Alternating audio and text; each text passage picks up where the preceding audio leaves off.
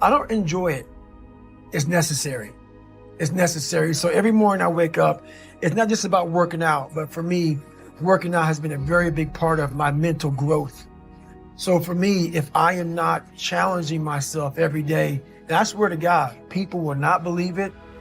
I was over almost 300 pounds twice in my life. A person that does that twice in his life does not enjoy cardiovascular activity. So people can put anything they want to in their head. I did realize one thing. The things I don't enjoy that I still do, that's where growth is at.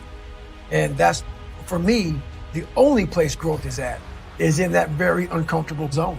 So I have to visit it every single day. I realized at a young age how to change myself was through discipline. And the military didn't teach me that. It was something I realized I had zero discipline, zero self-discipline. And I realized I have to start developing this. And I started really because I was horrible at reading and I was horrible at writing. I have so many learning disabilities, it's not even funny. So I just sit down at the table and spend so much time in this, reading and writing and learning. And that kind of translated over to my self-discipline with working out. So that's where it started. I started when I was about 16 years old and said, well, I'm a fourth grade reading level. Let me go ahead now and start really focusing because I'm not gonna get in the military and I gotta pass the test. So that's where it started for me. Each thing that is wrong with you has to be a focal point. You can't look at this gigantic list and say, I gotta change all this, my God, this is crazy. No, you take off the first one, I wanna be smarter. For me, that was my thing. I have to become more intelligent. I have such a severe learning disability.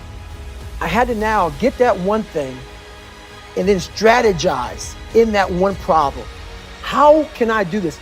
I'm not gonna learn like you. I'm not gonna learn like anybody else. How am I gonna figure this out?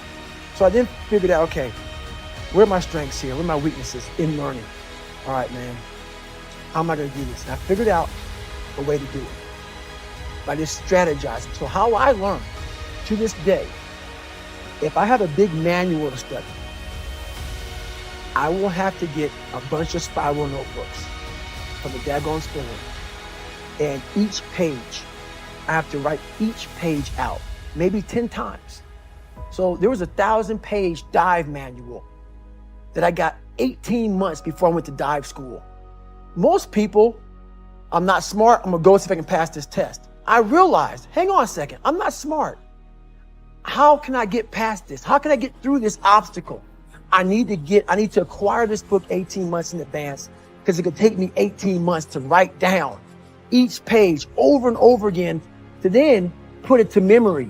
So when the question came up, I had written that question so many times down in that paper that I can recall, okay, page 71 was where I remember seeing this, and I can recall it that way. And that's how I did it. So you got to strategize on each problem you have in life. Slowly break down that problem. Don't think about all the problems you have, just one at a time. And before you know it, you fix all these problems, but you cannot focus on all of them, just on the one thing at a time. I fell back in this hole of life. The second you think that you've overcome it and you climbed Everest, you're on that last hold, and life will say, not today, and it'll push you down. And it was me against me.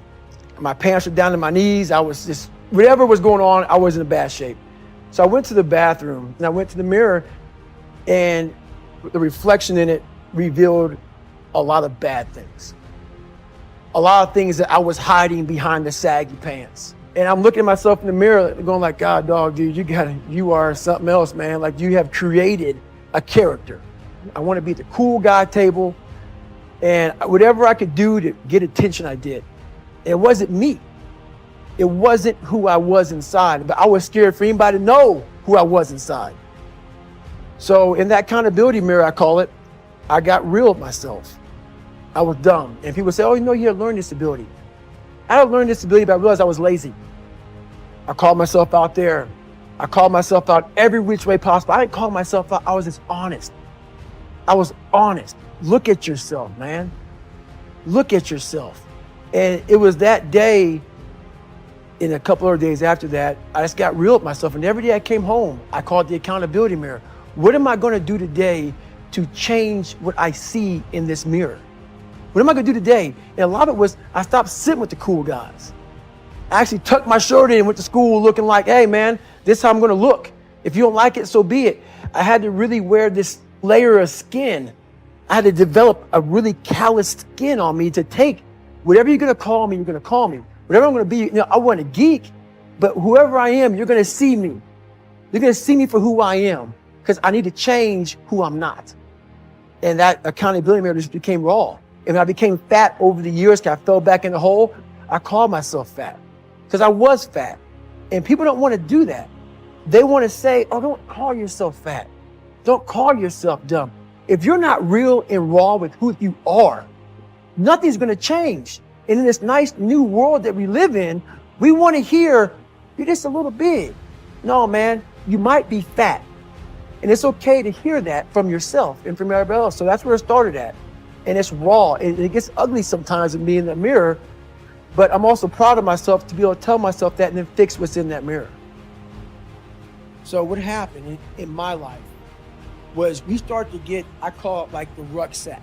A rucksack is a pack that you carry in the military and you put all your stuff in it. Your radios, your food, your water, all that stuff you have to carry in the military. That's your rucksack, it's the backpack pretty much. As you're growing up, we all have a backpack. Most of ours, hopefully, is empty, and what we put in it is all the crap we go through in life. That's what is in the backpack for the civilians, and we carry it around with us. So what you have to start doing is realizing that no matter where you're at in life, my dad abused me, learning disabilities, stutters, immaturity, insecurities, self-doubt, so much crap on top of me. So much stuff. I lied a lot to create friends. So much stuff was in my backpack. No one's coming back to help me. So it starts with that person in that mirror. You have to realize you are on your own now. And whatever else you believe in, I don't care what you believe in, but on earth, it's a very lonely journey. And it starts with the accountability mirror, looking at saying, hey, my dad who beat the hell out of me is not coming back. All these things are coming back. I have to face myself. And you have to own all those things that people may have done to you. Now it's yours. You got to own it. And it's yours now to fix the problems that people did to you. It makes no sense. It's not fair. I get it. But if you live in that woe is me mentality of guess what? My dad did this to me. My mom did this to me. People who bullied did this to me. You're going to always live right there. You have to figure out ways to move forward because you're not coming back. And it starts with the mirror. I call it the accountability mirror in the book. You got to just be whoever the hell God or whoever the hell you believe in. If you believe in nothing but yourself, I don't care what it is. You got to take everything and throw it away. You have to believe in one thing, and that is yourself. And I'm not saying don't believe in God or what you believe in, but right now, for you to find greatness in yourself, you're not going to find it by looking in a book or by even hearing me. I may give you the spark, but you've got to go inside yourself to find it. And that means you got to be quiet. Shut up, go in a room, stop talking, search your soul, search your mind, search your abilities, and you'll find it. But if you're not looking for it, you won't find it. So you got to go start your journey. And the journey starts with you finding, why the hell am I here on this planet Earth? Why am I here? And if you don't know that, you will live the rest of your life searching, always asking the question, why? And a lot of us, what we do is we hide from the truth. We don't want to tell people the truth. We see people every day, loved ones, friends, family members.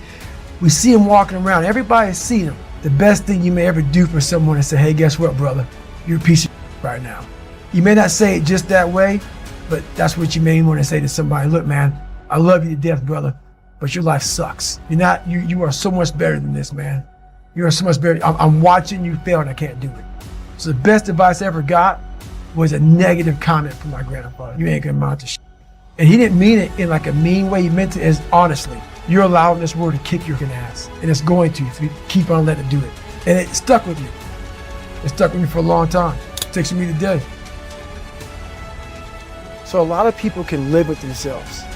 That's the first thing. A lot of people can live with themselves, look in the mirror and say, I'm okay with being afraid. I'm okay with going on this easy highway over here. The easy highway has all these signs and directions how to get somewhere. You have to first be uncomfortable with how you feel about yourself. With that voice that a lot of us like to run away from, we all have it. We all have that voice that say, hey man, you know, you're kind of wimping out right now. You're kind of being a little punk right now. But a lot of us say, okay, that's okay. It's okay to tell these little white lies to ourselves. So we first have to face the real you. The real me is David Goggins. The real me is the guy looking at you right now saying, I don't want to be on this show right now because I used to stutter as a kid. And I'm afraid of that. I'm afraid that here in a second, I'm going to start stammering and stuttering and the whole world's going to know that I have all these issues. But that's when I see right now, okay, Goggins, you got to go on the show. That's Goggins. Goggins is saying, okay, David Goggins, you're a punk. Life made you this way. We can't live like this. We can't live in fear. We can't live in judgment. We can't be afraid of what the people right now are looking at me saying about me. We cannot be afraid of that. That's Goggins. Goggins saying, all of you who don't like me, and that person then comes in. I had to work at all this shit. I had to overcome, and self-discipline is everything. And if you don't have it, I don't look at you right because I know you're capable of more. It's not discipline so much for me. No one's gonna come to help me. It's fucking me against me, period. I had to man up. And I said, the first thing I gotta start doing is facing every fear I have. No matter what it is, man, these things that keep me up at night. No one, people who are hearing this, they will never really understand and grasp when you face these things and so many things, how they keep you up and haunt you at night. I didn't stop anymore from there.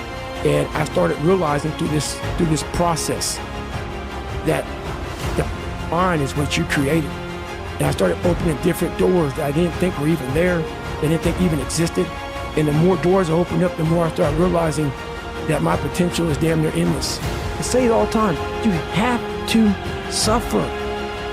You have to make that a tattoo on your brain.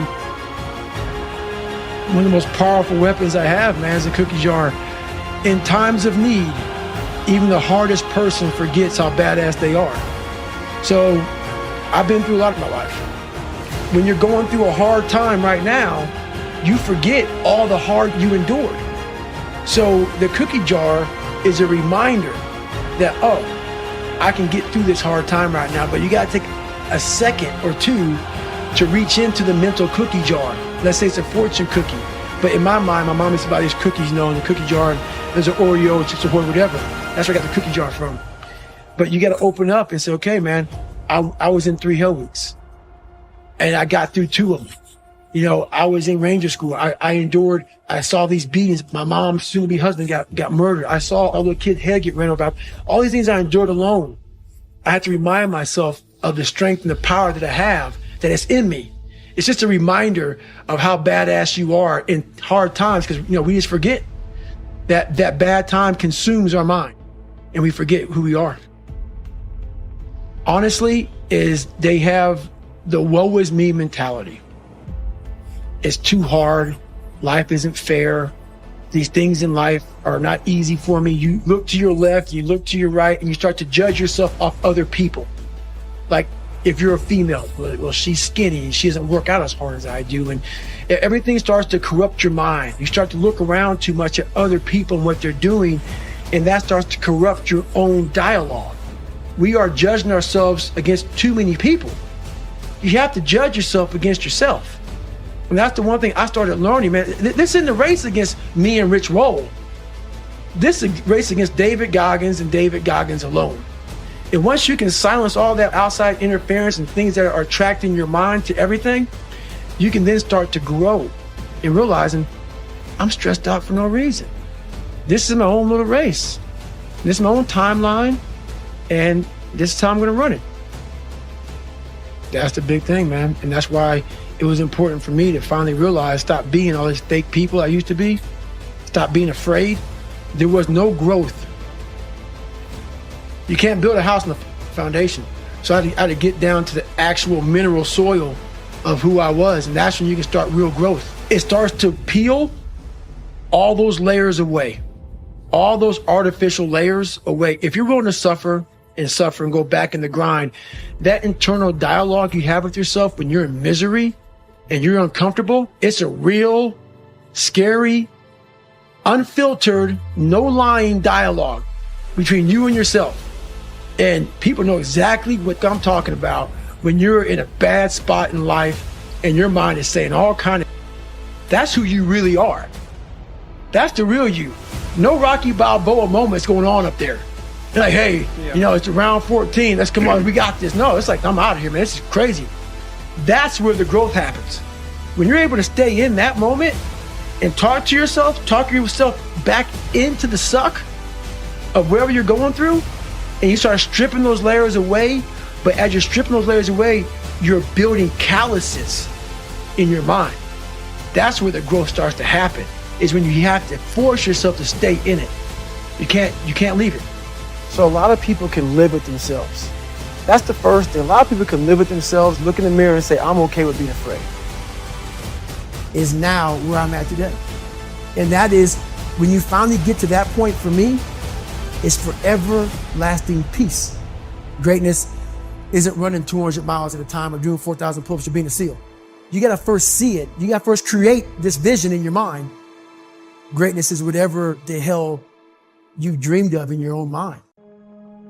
Mediocrity is everywhere right now. And we're all trying to find an easy way out.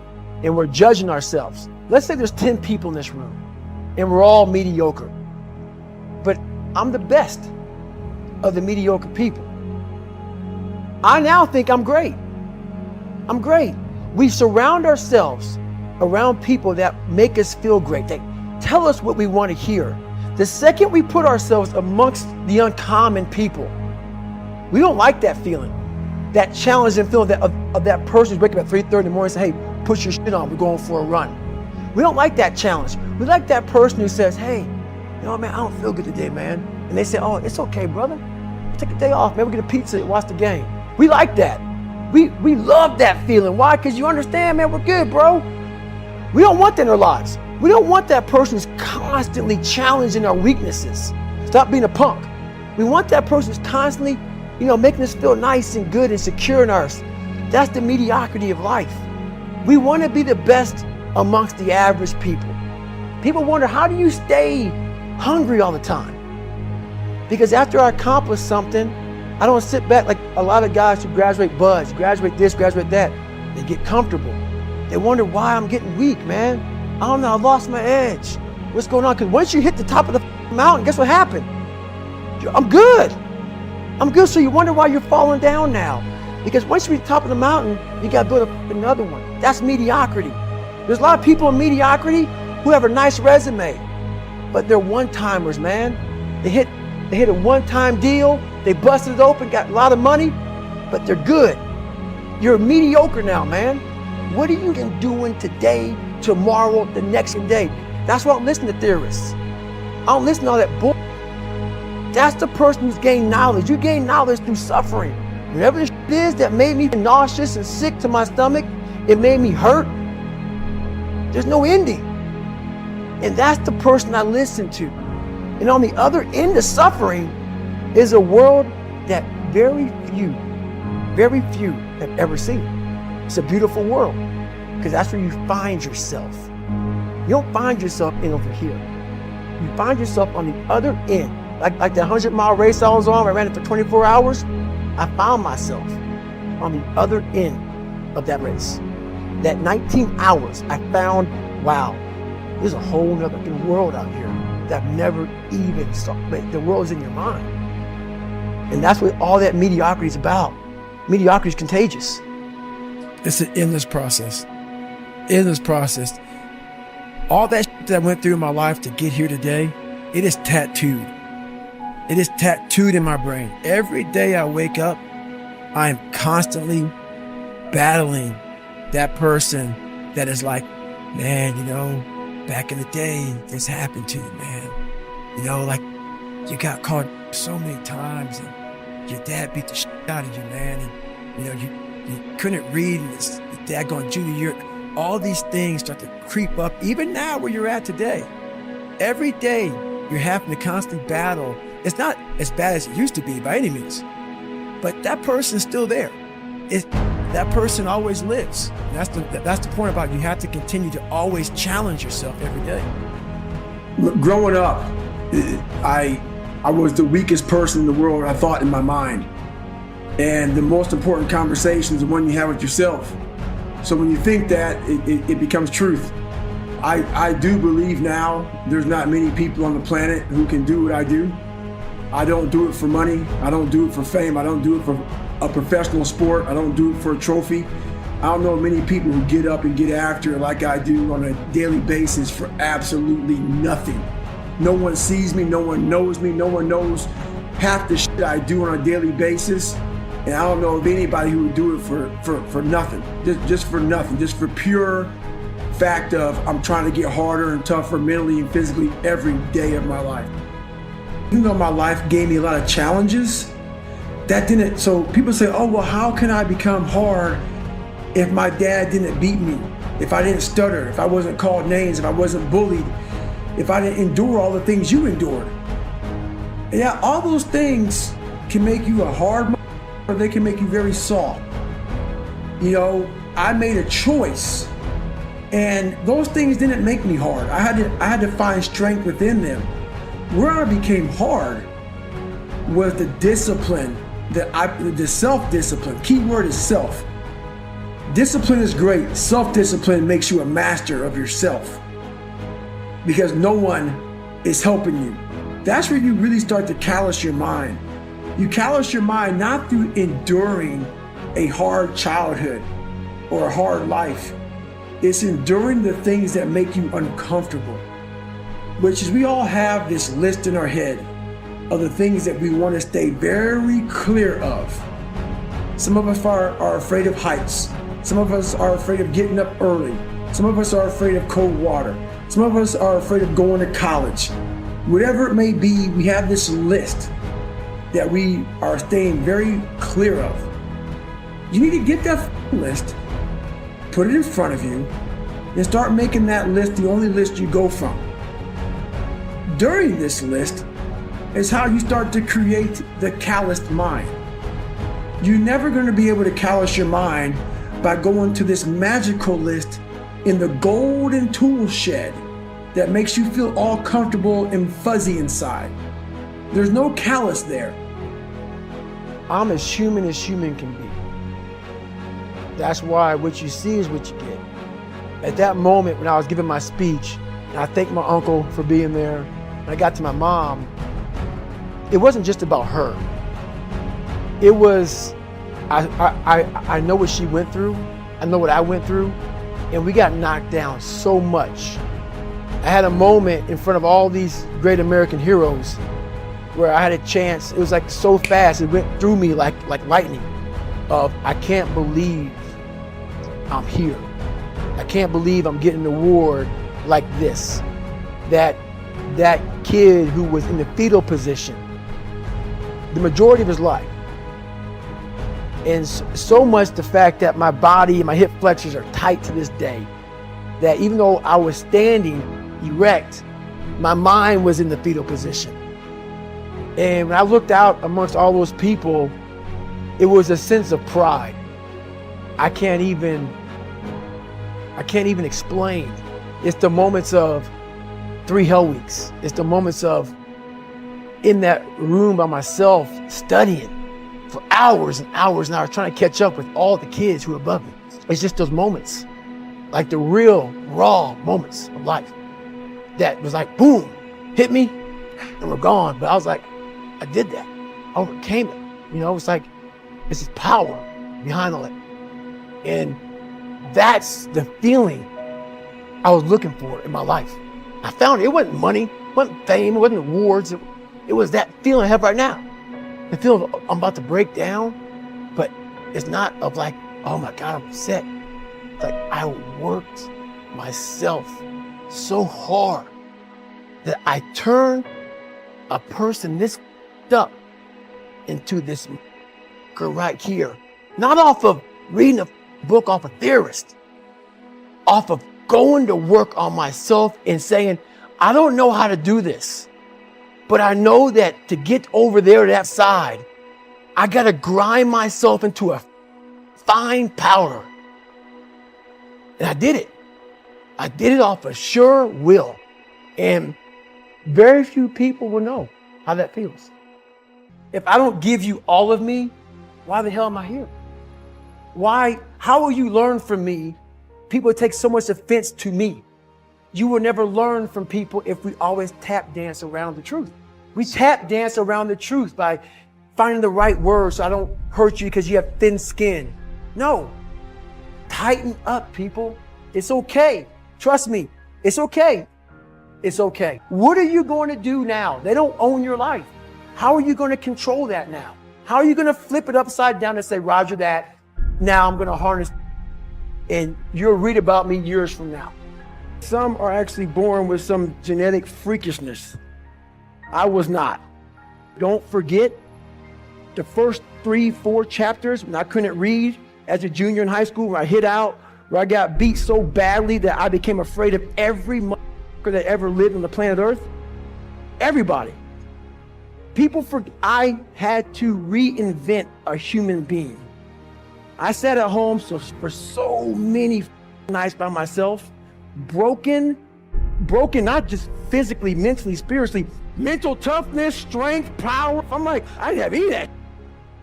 But then I sat back and said to myself,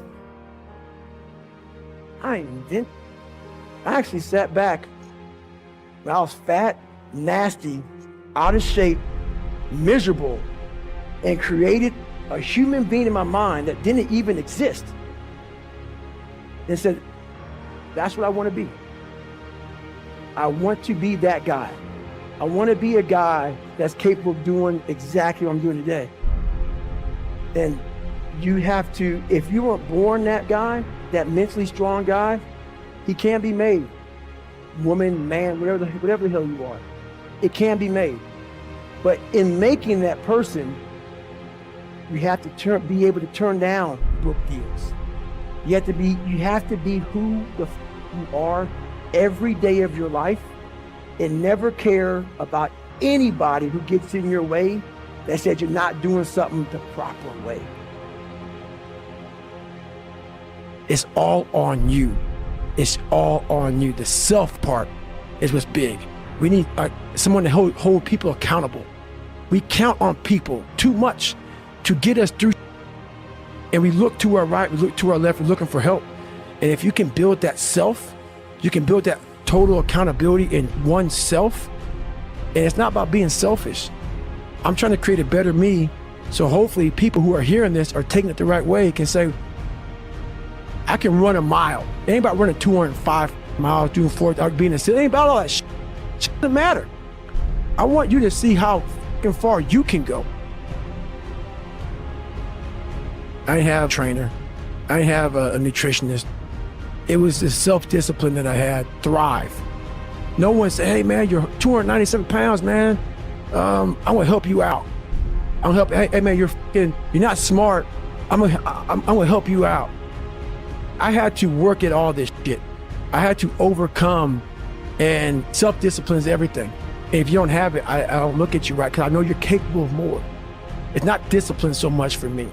It's all on you. Easier to accept the fact that I'm just not good enough. I wasn't made to do that. And yeah, some of us can't be LeBron and James. But I tell you right now, man, we can do a lot of shit when it comes to this pure arm guts and willpower and getting through it. We have a lot more than we think we have. And this is part of the process. This is part of the journey. I had to realize this is part of my process versus just saying, like I used to, I'm just not good enough. If I'm not good enough, we always say that shit. I'm just not good enough, and then we try something else. I'm gonna make myself good enough. And that became my mentality. I'm gonna make myself good enough. And so I'm misunderstood a lot, but that's all it came down to. I made myself good enough. And the days I couldn't run that far, the next week, I would do 2-a-days, like on the running. If I ran a quarter of a mile, I waited a couple hours, it'd haunt me, bother me. I try to run a half a mile next time, same day. You can do more than this. If I had to walk, I had to walk. It just became just a process of grinding, and grinding is not even a good word for it. It's not even a good word for it. I wanted people to push me outside of my comfort zone every day. And I thought this was going to be the absolute best platform to do that. These guys, the stories I heard after Buds, it just gets harder. And I didn't see it that way. Buds breaks people down to the point where you don't want to be broken down again like that. To me, that was exactly the exact starting point for my journey in life. That was the starting point for me. For a lot of people, it's the finish line. And I didn't see it that way for me. So that's where I started becoming uncommon amongst uncommon people, is where I started realizing that you put people on a pedestal that you shouldn't. That you got to get in there yourself and examine people, see what's really about yourself. So once I got in there and realized, hey, these are just normal people. Yeah, they're a lot better than some. They're able to get through. I know a lot of people who can get through Navy SEAL training. But, there's a lot of mystique behind all that stuff. And as you start to go through and you start to break it open a little bit, a lot of hard guys, but, I wanted more. It's who you are. You have to undo that. And no one came down and trained me on how to be happy, how to find peace, how to do this and that. That's why I'm so glad I found it through suffering. The greater the suffer, the greater the peace I found. But you have to reflect on where you came from the dungeon of hell that I came from. I had to reflect on that to find final peace and be able to say, wow, if you die in this bed at 40 years old, I'm the happiest in the world because I did it. I pissed people off along the way. Some people don't like me, Merry Christmas, whatever. But you can finally look in the mirror and don't care what they say about you and be happy with it. I mean, it was a very scary road.